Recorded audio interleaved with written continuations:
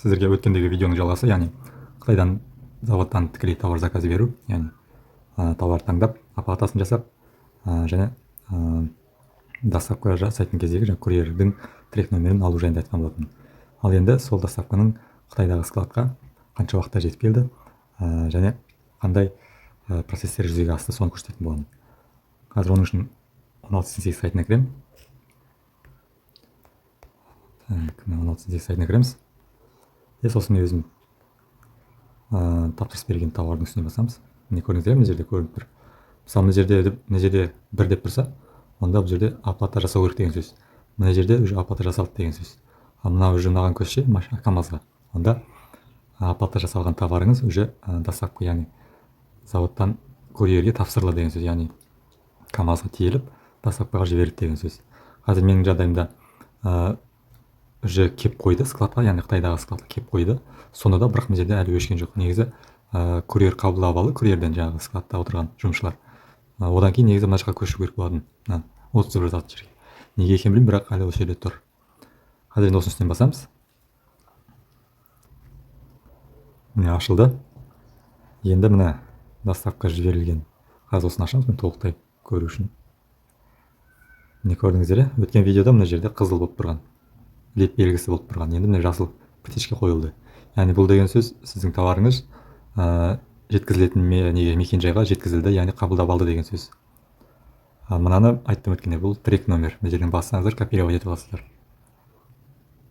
Міне қазір өткендегі бәрін ашайын. Өткендегі видеода мына жерге келіп тоқтаған еді. Міне содан бері міне көрдіңіздер.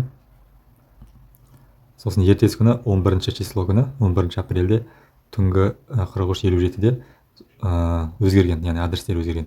Осылай қай жерге жетеді, сол жерге жеткен кезде осындай белгілер беріп отырады. Яғни осы жерге жетті, мынандай адреске жетті, мынандай адреске жетті. Сол үшін мынаны қазір перевод жасап көрейік.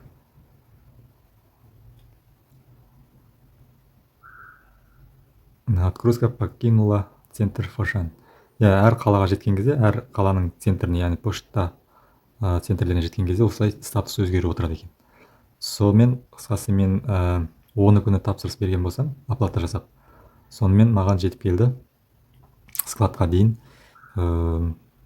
Ертесіне жетіп келді, 11 күні таңертең, көрдіңіздер, мына жерде көрдіңіздер, міне 11 күні 8:24-те неге жетпеген, курьер мекен-жайға, жаңағы складқа, Қытайдағы складқа жетіп келген. Ал одан кейін ол қабылдап алды 11 күні, міне 13:03-те курьерді күткен, одан кейін 16:00-де курьерден тапсырысты товарды қабылдап алған, қол қойып қабылдап алған. Міне сол қабылдап алғаннан кейін мынау жазу жасылға айналады. Қазір басайық, не деп жазылып тұр екен. Міне были получено дейді. В общем, тапсырыс қабылданды деген сөз ғой. Тапсырыс қабылданды деген сөз. Мынаны көрейікші, не деп жазылып тұр. Доставлен деп бір көрдіңіз, мына жерге уже келген уақыты, мынау қабылдап алған уақыт деген. Мен 10 күн тапсырыс берген болсам, сонда жолға бір күн кеткен ғой. Бір күннің ішінде сол Қытайдағы складқа жеткізіп берді товарды. Енді Қытайдың жер аймағы үлкен ғой, енді қай қалада сіздің складыңыз орналасқан және сіз тапсырыс беретін товар Қытайдың қай қаласында орналасқан, соған байланысты доставкасы. Егер жақын болса, онда тез келеді, 1-2-3 күнде. Ал алыс болса, 1 аптаға дейін созылады. Өйткені тапсырыс берген кезде 1 аптаның көлемінде деп өздері ескертеді товарға. Яғни сол көлемде жетіп келеді деп доставкасы. Сонымен солай, енді қазір мен осыларда бір-екі түсінбеушіліктер болды. Соны қазір WeChatпен, сосын жаңағы продавецпен өткендегі сол продавецпен сөйлестім, сол кісімен сұрап, менде мынандай жағдай болды. Мына жерде леп белгісі тұрды, бірақ мына жерде көрдіңіз, доставлен деп тұрды бағана. Соны жаңағы курьер қабылдап алды ма, алмады ма, соны білген жоқпын. Соны осы жаңағы WeChat арқылы сол жердегі жаңағы менеджермен сөйлестім. Сөйтіп айттым, олар түсіндірді, қазір өзім тексеріп көремін деді. Сосын тексеріп көрді. Сосын тексергеннен кейін, түстен кейін маған міне осындай птичкаға ауысты. Ауысқаннан кейін мен оған айттым, мен Қытайдағы складтағы адамды танымаймын, бірақ сол кісінің нөмірі бар. Сол кісімен хабарласып көріңіз. Мен ол кісімен хабарласа алатын жоқпын деп айттым. Сосын олар нөмірін берді, олар сосын хабарласып берді маған. Хабарласып берді. Сонымен товар қабылданды деп айтты олар, яғни товарыңыз уже жетіп келді деп айтты.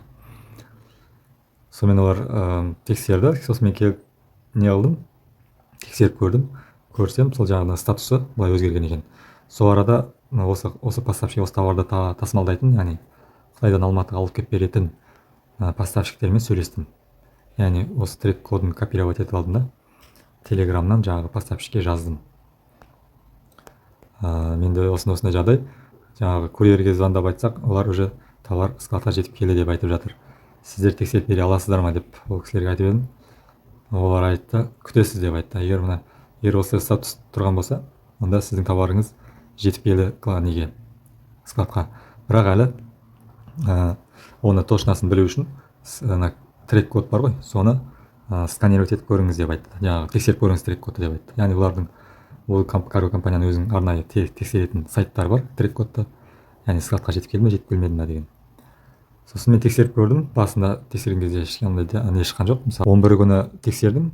Сол күні түскен кезде жаңағы галочка пайда болғаннан бері тексерген кезде сразу пайда болған жоқ ол жақтан. Яғни ол сайттан шыққан жоқ. Яғни әлі тіркелмеді деп шығып тұрды ол жақтан. Одан кейін мен ертесіне 12-сі күні осы кісілермен хабарластым. Ол кісілер айтты, бір күнде мысалы товар көп түсетін болса складқа, бір күнде олар сканировать етіп үлгермейді. Келесі күні тағы бір күн күте тұрыңыз. Егер бір күннің ішінде сіздің товарыңыз сайтта трек код арқылы шықпаса, онда біз өзіміз хабарласып білетін боламыз деп айтты бұл кісілер. Сосын ертесіне тексердім, 12-сі күні таңертең тексерген, міне осылай шықты сосын товар. Яғни осы сайтқа кірсеңіздер, осындай трек код жасаңыздар, товарыңыздың қай уақытта келіп түскені осылай шығып тұрады. Көрдіңіздер мына жерде. Получен на склад 4 апрель 12-сі күні 16:40-та. Яғни негізі 12-сі күні түскен жоқ товар. Негізі 11 күні 16, яғни түстен кейін 16 шамасына түсті. Бірақ олар алды да просто қоя салды. Ертесіне товарлардың бәрін сканер жасап шықты осылай. Яғни сканер деген олардың арнайы осы сайтқа сканерлеп тіркейтін аппараттары бар. Сол аппаратпен осы трек кодты сканерлеп етеді, осы сайттың базасына енгізіледі. Сосын сіз осы трек кодпен тексерген кезде сіздің товарыңыз осы жерден шығып тұрады. Яғни оларға көп товар түскен кезде олар келген күні ол жерде тексеріп, яғни сканерлеп үлгермеуі мүмкін. Сондықтан егер бірінші күн шықпаса, екінші күн не болса ертесі күні шығу керек міндетті түрде осы сайттан. Сөйтіп мен трек кодты тердім, осылай шықты, что міне товарыңыз қазір осы складқа келіп жетті деген. Сосын енді күтеміз енді. Енді ең басты сол товарымыз Қытайдағы поставщиктің қолына тиді. Енді ол кісі поставщик маған Алматыға дейін алып келіп беру керек. Қазірше мен сұрадым олардан, әлі белгісіз деді қай уақытта шығатын ол жақтан. Яғни ол жаңағы сборный болғандықтан жаңағы КамАЗ толғанша күтеді. Яғни толғаннан кейін олар жолға шығатын болады. Сол достар, бүгінгі айтатынымыз осы. Сұрақтарыңыз болса комментарий жазыңыздар. Арнаға тіркеліп етіңіздер. Келесі видеода Алматыға жетіп келген кездегі бағасын, яғни доставканың бағасы қанша болды, және қанша уақытта жетіп келеді, сол жайында түсіретін боламын. Сау саламатта болыңыздар.